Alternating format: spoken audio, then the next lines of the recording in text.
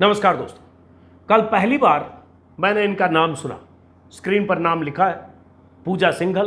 अब तक तो आप भी जान चुके होंगे, इनके कारनामे के बारे में भी आप भी जान चुके होंगे। नोट गिनने वाली मशीनों के साथ 19 करोड़ की बरामदगी की तस्वीरें भी आप देख चुके होंगे। लेकिन मेरी दिलचस्पी कल से लगातार ये थी कि आखिर ये मैडम क्या भला है, आखिर पूजा सिंघल की खासियत क्या है, आखिर पूजा सिंघल 22 साल की नौकरी में अहम विभागों की अहम जिम्मेदारी संभालते हुए हर मुख्यमंत्री की करीबी कैसे बनी रही, आखिर पूजा सिंघल अलग अलग जिलों में तैनाती के दौरान भ्रष्टाचार के आरोपों से घिरकर भी बचती कैसे रही, आखिर झारखंड में सरकारें बदलती रही, मुख्यमंत्री आते जाते रहे, लेकिन पूजा सिंघल की हनक कायम कैसे रही। तो ये मेरी दिलचस्पी थी।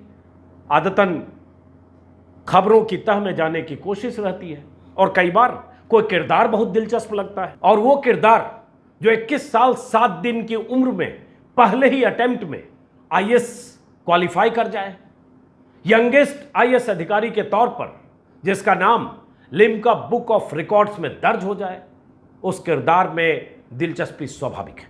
तो मैंने पूजा सिंघल के अतीत, जहां जहां पोस्टिंग रही वहां उन्होंने क्या काम किया, क्या नहीं किया, क्या आरोप लगे, किस किस सरकार में पूजा सिंघल की क्या हैसियत रही, कैसे वो बड़ी बड़ी पार्टियां करती रहती थीं, कैसे बड़े बड़े अफसरों से लेकर राज्य में सत्ताधीशों से उनके रिश्ते रहे, तमाम चीज़ें जानने की कोशिश करते हुए इतने पन्ने मेरे सामने जमा हो गए। इन पन्नों में पूजा सिंघल का अतीत है, पूजा सिंघल के 22 साल की वो कहानी है जो कहानी एक ब्राइट आईएएस अफसर के एक घुसखोर आईएएस अफसर में तब्दील होने की कहानी है। एक ऐसी आईएएस अधिकारी, 21 साल 7 दिन बहुत कम उम्र होती है, 21 साल के बाद ही कोई आईएएस बन सकता है, लेकिन 21 साल 7 दिन और पहला अटेम्प्ट, 5-5 बार लोग इम्तिहान देते हैं, लेकिन पूजा सिंघल का ट्रैक रिकॉर्ड हमेशा एक छात्रा के तौर पर स्कूल से लेकर कॉलेज तक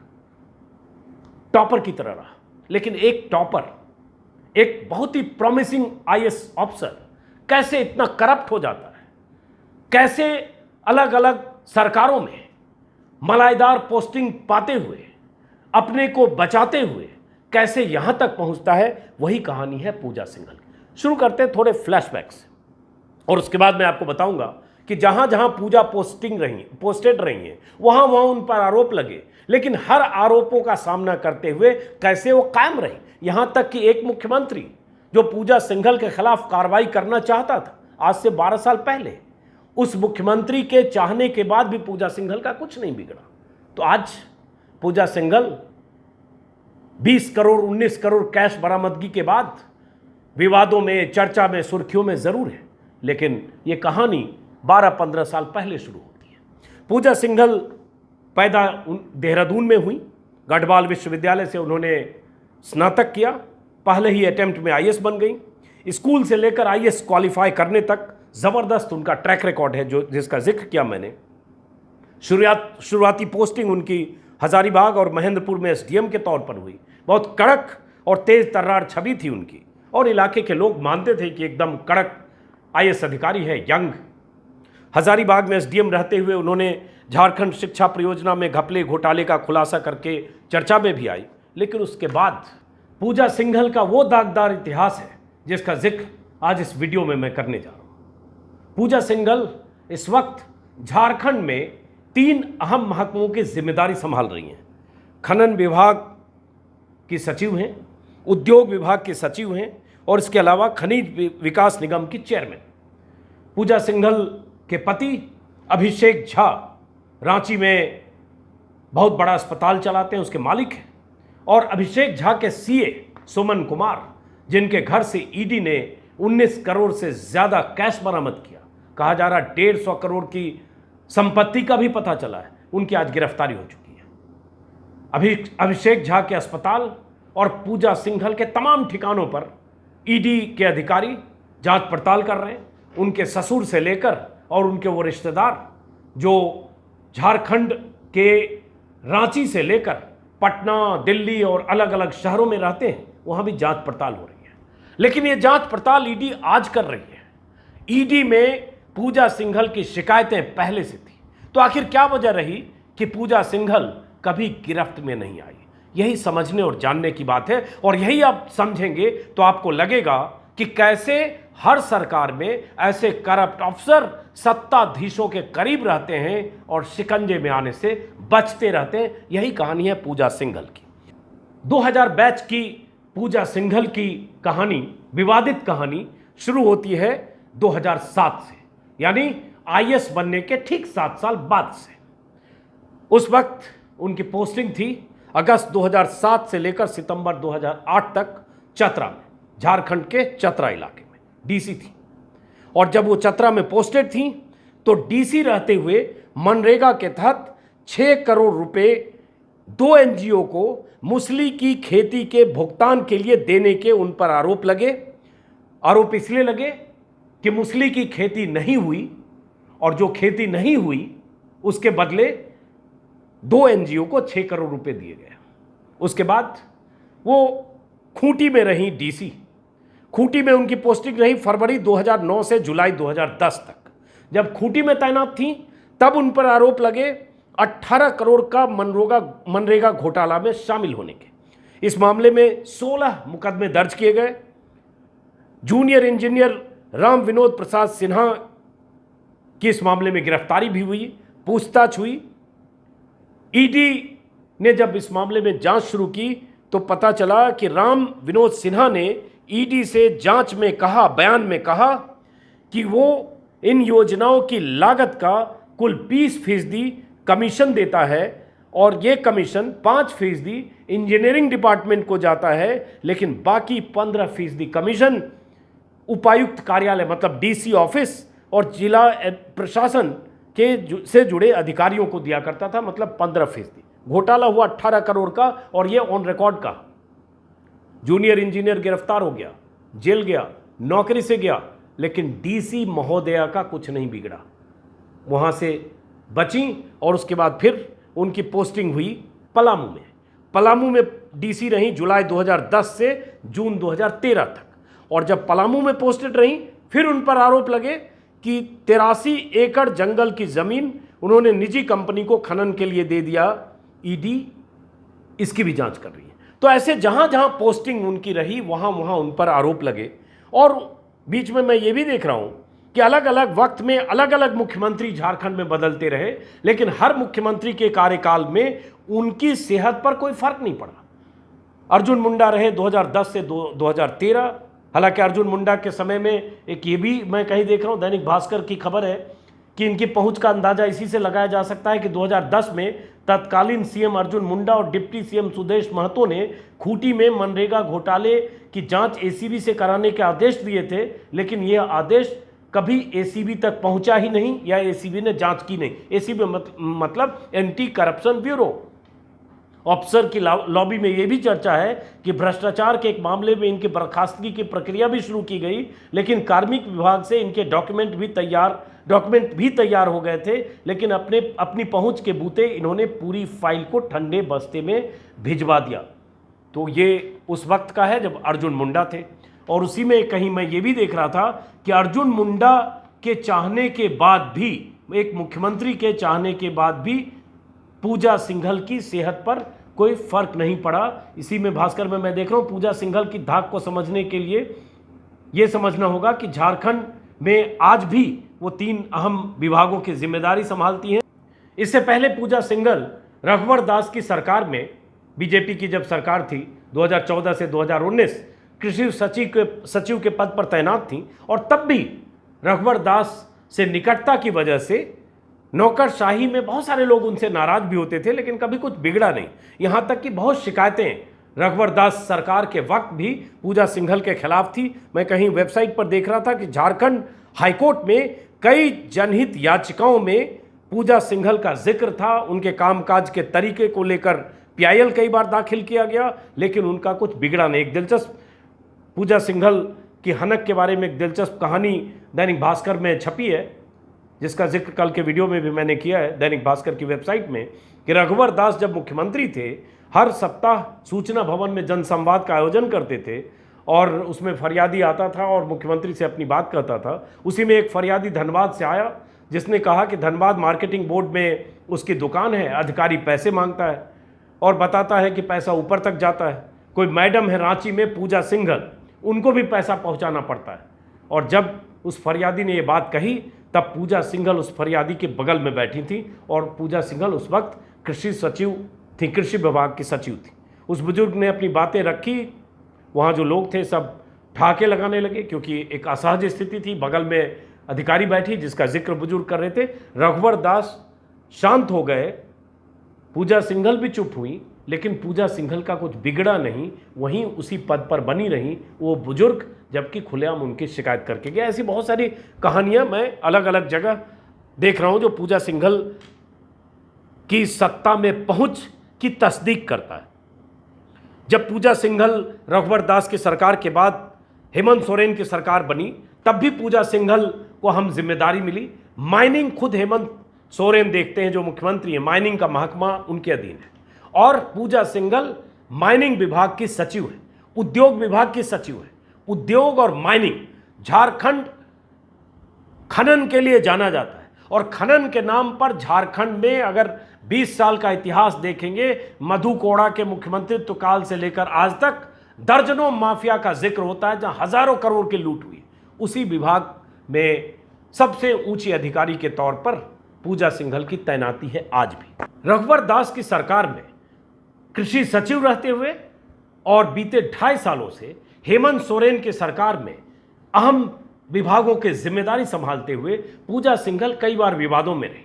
उन पर कई बार आरोप लगे, हाईकोर्ट में उनके खिलाफ पीआईएल हुआ, लेकिन उनकी सेहत पर कोई फर्क नहीं पड़ा। और तो और उनके पति अभिषेक झा, दूसरे पति, जो अभी रांची में एक बड़े अस्पताल के मालिक हैं, पल्स हॉस्पिटल, और जहां छापे, पल्स हॉस्पिटल में भी छापे मारे गए हैं। अभिषेक झा के ही सीए सुमन कुमार हैं जिनके यहां से 19 से 20 करोड़ की बरामदगी हुई है। ये एक नेक्सस का खुलासा भी ढके छुपे ढंग से कई बार हुआ, लेकिन फिर भी कुछ नहीं बिगड़ा। आज मैं दैनिक भास्कर में एक खबर देख रहा हूं जिसमें यह भी पता चला कि ईडी ने जो जांच की है इनके खिलाफ, उसमें यह भी पता चला कि 2016 में मेदांस हॉस्पिटल प्राइवेट लिमिटेड नाम की एक कंपनी बनाई गई थी और साल 2019 में मेदांस हॉस्पिटल प्राइवेट लिमिटेड का पल्स संजीवनी हेल्थ केयर नामक कंपनी में विलय कर दिया गया। ईडी को लगता है, जांच एजेंसी को लगता है, इस विलय में बड़े पैमाने की गड़बड़ी है। जांच में यह भी पाया गया कि पूजा सिंघल के पास एक ही समय में 2-2 पैन नंबर हुआ करते थे। ये 2-2 पैन नंबर रखना बड़े फ्रॉड लोग करते हैं। तो एक आईएएस अधिकारी जो सचिव जैसे ऊंचे ओहदे पर हैं, आज भी हैं, 2 पैन नंबर। उसी में यह भी खबर है, ये जानकारी है कि एक पैन गाजियाबाद के पते पर और दूसरा रांची के पते पर पूजा सिंघल के नाम से। एफआईयू ने साल 2010 में ईडी को संदेहास्पद लेन देन की सूची भेजी थी। सूचना में कहा गया था कि नाम में थोड़ा बहुत बदलाव कर अकाउंट खोले गए हैं। एक ही दिन में इस अकाउंट में बड़ी राशि दूसरे अकाउंट में, इस अकाउंट से बड़ी राशि दूसरे अकाउंट में जमा की गई। ये भी जानकारी ईडी के पास है और इसकी भी जांच हो रही है। लेकिन एक और खबर जो आज के कुछ अखबारों में मुझे दिखी कि जो पल्स हॉस्पिटल है, जो अभिषेक झा, जो इनके पति के नाम है, मालिक हैं जहां के, उस हॉस्पिटल की जो जमीन है वो भी विवादित है। प्रभात खबर में रांची में खबर छपी है, विवादित जमीन पर पास करा लिया 23 करोड़ का लोन। और ये सब इसलिए हुआ क्योंकि हेमंत सोरेन सरकार की बहुत चहेती लाडली अधिकारी हैं पूजा सिंघल। प्रभात खबर की खबर के मुताबिक रांची के बूटी रोड स्थित पल्स हॉस्पिटल का निर्माण विवादित जमीन पर कराने का आरोप लगा था। विवादित जमीन होने के बावजूद इस जमीन पर एचडीएफसी बैंक से करीब 23 करोड़ रुपए का लोन पास करा लिया गया। उस वक्त रांची के किसी भी बैंक ने जमीन का नेचर देखते हुए फाइनेंस करने से मना कर दिया था। अस्पताल को इतने बड़े कर्ज को पूजा सिंघल ने अपने रसूख का इस्तेमाल किया और लोन सैंक्शन कराया। बैंक की एक स्पेशल टीम कोलकाता से आई थी और प्रोजेक्ट के विवादित होने के बाद भी उसे वित्तीय मदद उपलब्ध कराई गई। बाद में प्रभात खबर ने इसकी पड़ताल कर गड़बड़ियों पर अभिषेक झा से बात करनी चाहिए तो उस वक्त उन्होंने कोई जवाब नहीं दिया। तो एक तो ये भी कि जो पति का धंधा चोखा चल रहा है, जो इनके दूसरे पति हैं, आईएएस अफसर इनके पहले पति थे, राहुल पुरवार नाम था शायद, उनसे तलाक के बाद इन्होंने अभिषेक झा से शादी की।